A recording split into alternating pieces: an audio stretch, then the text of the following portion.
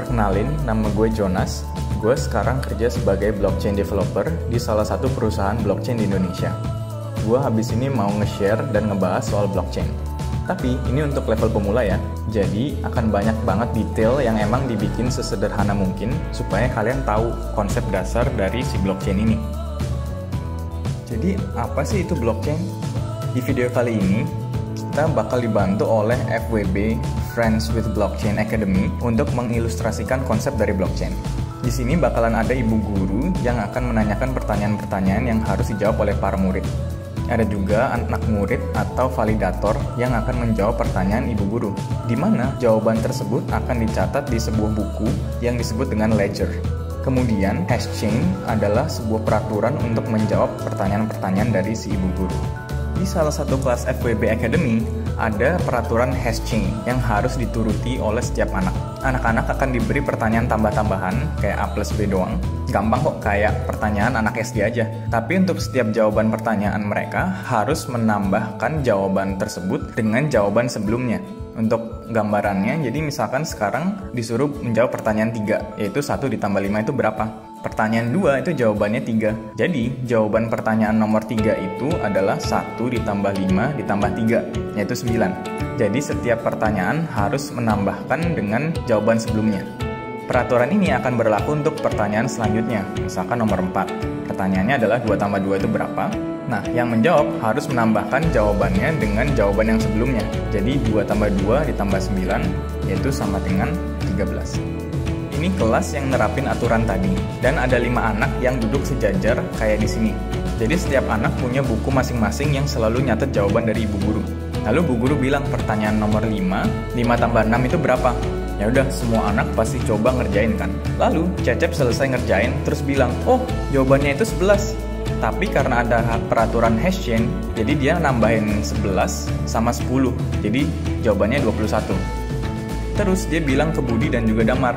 Mereka berdua juga ngecek jawaban si Cecep ini. Dan mereka setuju kalau jawabannya itu adalah 21. Mereka juga nyatet kalau jawabannya 21, lalu meneruskan lagi ke Amir dan juga Eko. Sama juga prosesnya. Amir dan Eko juga ngecek jawabannya. Dan mereka juga setuju bahwa jawaban dari nomor 5 itu adalah 21. Itu tadi menggambarkan desentralisasi yang dimiliki oleh blockchain, yaitu data yang disimpan boleh dimiliki setiap orang, dan data yang disimpan itu harus sama persis. Nah, karena mereka semua setuju bahwa jawaban nomor 5 itu 21, lalu selanjutnya bu guru tanya lagi, kalau pertanyaan nomor 6 itu 7 tambah 2, itu berapa ya jawabannya? Lalu sama juga, anak-anak juga mulai nyoba ngerjain pertanyaan itu. Terus Amir nemu jawabannya itu 10. Tapi di saat yang bersamaan juga, Damar juga ketemu jawabannya yaitu 9. Setelah memakai hash rule, maka jawaban Amir menjadi 31 dan jawaban Damar menjadi 30. Amir lalu bilang ke Budi, nomor 6 itu jawabannya 31. Damar juga bilang ke Cecep dan juga Eko, jawaban nomor 6 itu 30. Akhirnya Budi mencatat jawabannya itu 31, Cecep dan Eko itu nyatat jawabannya pertanyaan nomor 6 itu 30.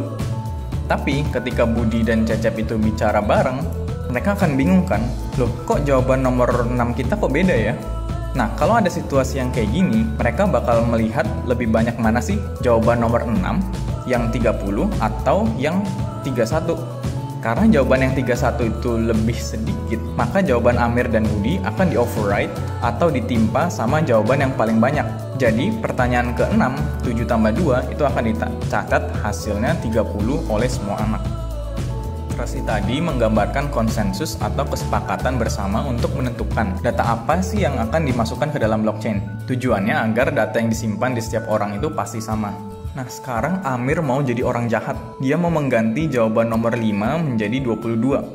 Tetapi karena dikarenakan hash rule, maka Amir juga perlu mengganti jawaban nomor 6, yaitu dari 30 menjadi 31 karena dia menambah 1 poin pada jawaban nomor 5. Di sini akan berguna tujuan dari hash rule. Si Budi bakal bingung, loh kok jawaban nomor 6 kita beda ya? Nah, dia bakal ngecek jawaban Cecep, Damar, dan juga Eko. Dan ternyata cuma jawaban Amir nih yang berbeda. Otomatis maka Amir harus mengubah jawabannya sama persis dengan anak lain untuk tetap ikut di dalam kelas FWB Academy. Bisa dilihat pada kertas Amir, jawabannya kembali menjadi 21 dan juga 30. Inilah salah satu kelebihan terkuat dari teknologi blockchain, yaitu data tidak bisa diubah lagi atau disebut immutable. Data tersebut akan tercatat selamanya, yang akan membuat para penjahat itu mikir lagi untuk berbuat kejahatan. Yang Budi lakukan tadi, yang dia ngecek jawaban dari Amir, dan bingung loh kok kenapa jawabannya kita beda, itu akan lagi menekankan pilar transparansi. Artinya, setiap orang bisa melihat data yang ada di dalam blockchain dan bisa memvalidasi kebenaran data tersebut. Ada ilustrasi terakhir, misalkan ada anak baru, anak ke-6 namanya Fahmi.